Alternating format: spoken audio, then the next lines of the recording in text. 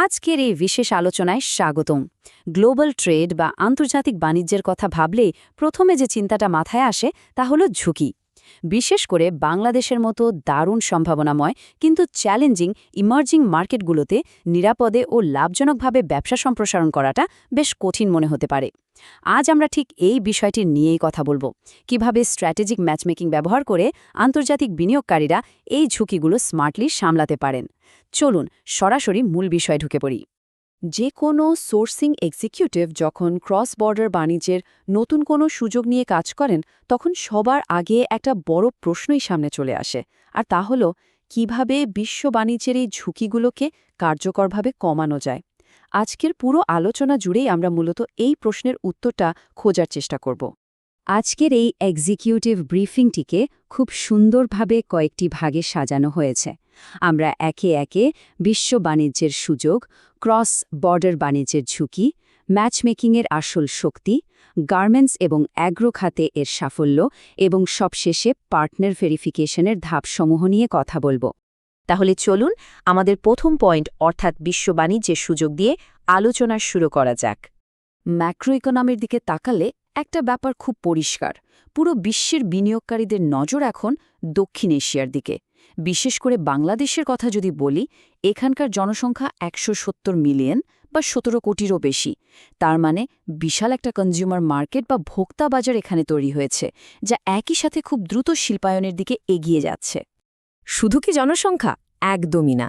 এখানে বিভিন্ন খাতে খুব দ্রুত শিল্পায়ন হচ্ছে, দেশীয় ভোক্তা বাজার বড় হচ্ছে, আর সেই সাথে রয়েছে অত্যন্ত প্রতিযোগিতামূলক শ্রমশক্তি। তাছাড়া তাদের রপ্তানি বহুমুখীকরণ কৌশলগুলো দারুণভাবে কাজ করছে। এই স্পেসিফিক ড্রাইভারগুলোই কিন্তু দেশটিকে দেশীয় ব্যবসা সম্প্রসারণ এবং বিদেশি বিনিয়োগ উভয় ক্ষেত্রেই একটা অত্যন্ত আকর্ষণীয় হাব হিসেবে প্রতিষ্ঠিত করেছে।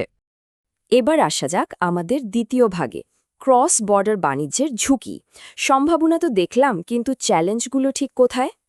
দেখুন, এত সম্ভাবনা থাকা সত্ত্বেও এই ক্রমবর্ধমান বাজারে প্রবেশ করাটা কিন্তু শুধু কারোর সাথে পরিচয় হওয়ার মতোই সহজ কোনো ব্যাপার নয়। এখানে বেশ কিছু মারাত্মক অপারেশনাল বাধা আছে। জালিয়াতি, ভুয়া সাপ্লায়ার, অকার্যকর ডিস্ট্রিবিউটর, রেগুলেটরি কমপ্লায়েন্সের নানা জটিলতা এবং সেই সাথে ভাষাগত বা যোগাযোগের গুরুতর বাধা। একজন বিশ্বস্ত মধ্যস্থতাকারী ছাড়া এই ধরনের বাজারে প্রবেশ করা মানে ব্যবসাকে বড়সড় আর্থিক আর লজিস্টিক্যাল ঝুঁকির মুখে ফেলে দেওয়া। আর ঠিক এখানে আমাদের বুঝতে হবে ইন্টারনেটে এলোমেলো নেটওয়ার্কিং বনাম কৌশলগত ফিল্টারিংয়ের মধ্যে পার্থক্যটা আসলে কী। ইন্টারনেটে সার্চ করে যাচাই না করা তথ্যের উপর ভিত্তি করে পার্টনার খোঁজাটা কতটা বিপজ্জনক হতে পারে সেটা নিশ্চয়ই বুঝতে পারছেন। এর বিপরীতে পেশাদার এবং সুগঠিত ঝুঁকি প্রশমন অত্যন্ত কার্যকর ভূমিকা পালন করে। আর এখান থেকেই চলে আসে আমাদের আলোচনার ৩ নম্বর বিষয়টা, ম্যাচমেকিংয়ের আসল শক্তি। পেশাদার ক্রেতা বিক্রেতা ম্যাচমেকিং বা স্ট্র্যাটেজিক বায়ার সেলার ম্যাচমেকিং আসলে কি? এটা কেবল দুই পক্ষের মধ্যে সাধারণ কোনো পরিচয় করিয়ে দেওয়া নয়, বরং পারস্পরিক লাভজনক লেনদেনের জন্য ক্রেতা এবং বিক্রেতার মধ্যে বাণিজ্যিক সম্পর্ক চিহ্নিতকরণ, সংযোগ স্থাপন এবং সহায়তা প্রদানের একটি সুগঠিত পেশাদার প্রক্রিয়া হল এটি। সোজা কথায় এটা একটা মজবুত বাণিজ্যিক সেতু তৈরি করে, যা আন্তর্জাতিক পার্টনারদের মধ্যে কাজের সামঞ্জস্য আর শতভাগ আস্থার নিশ্চিত করে। যারা এই কাজগুলো পেশাদারভাবে করেন তারা আসলে একটা রক্ষা কবচ হিসেবে কাজ করেন। তাদের থাকে গভীর শিল্পদক্ষতা, সুপ্রতিষ্ঠিত বাণিজ্যিক নেটওয়ার্ক, সুগঠিত B2B মিটিং অ্যারেঞ্জ করার ক্ষমতা এবং মার্কেট ইন্টেলিজেন্স ও গবেষণার সুবিধা। এই বিষয়গুলো ব্যবহার করে বিশ্বব্যাপী ব্যবসা সম্প্রসারণের অনিশ্চয়তাগুলোকে তারা একটা নিখুঁত এবং বাস্তবায়নযোগ্য কৌশলে রূপান্তর করেন, যা প্রচুর সময় আর অর্থের সাশ্রয় করে। এই ব্যাপারটা চমৎকারভাবে বোঝা যায় ট্রেড অ্যান্ড ইনভেস্টমেন্ট বাংলাদেশ বা T&IB এর মতো ফার্মগুলোর কাজ দেখলে। তারা টেকসই আন্তর্জাতিক প্রবৃদ্ধির জন্য একটি বিশ্বস্ত কৌশলগত অংশীদার হিসেবে কাজ করে। তাদের মতো ডেডিকেটেড ট্রেড ফ্যাসিলিটেশন ফার্মের সাথে যুক্ত হলে যাচাইকৃত স্থানীয় বাজার বিশেষজ্ঞদের সহায়তা পাওয়া যায়, যার নতুন বাজারে প্রবেশকে অনেক বেশি নিরাপদ করে তোলে।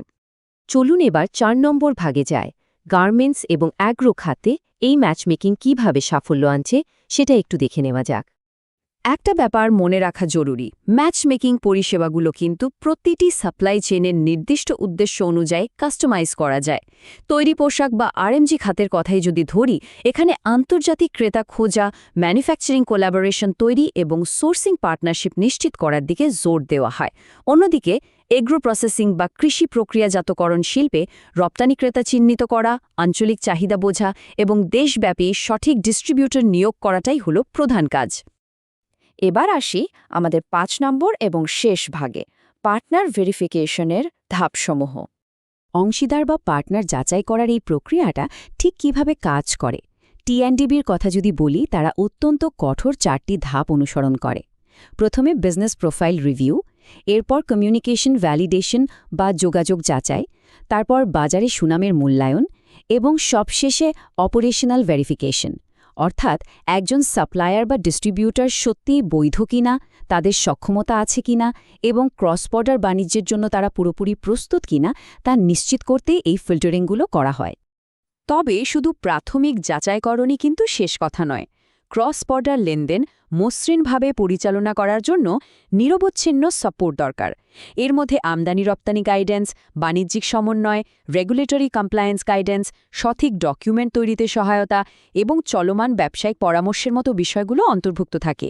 মানে একটা সলিড সাপোর্ট সিস্টেম সবসময় কাজ করতে থাকে।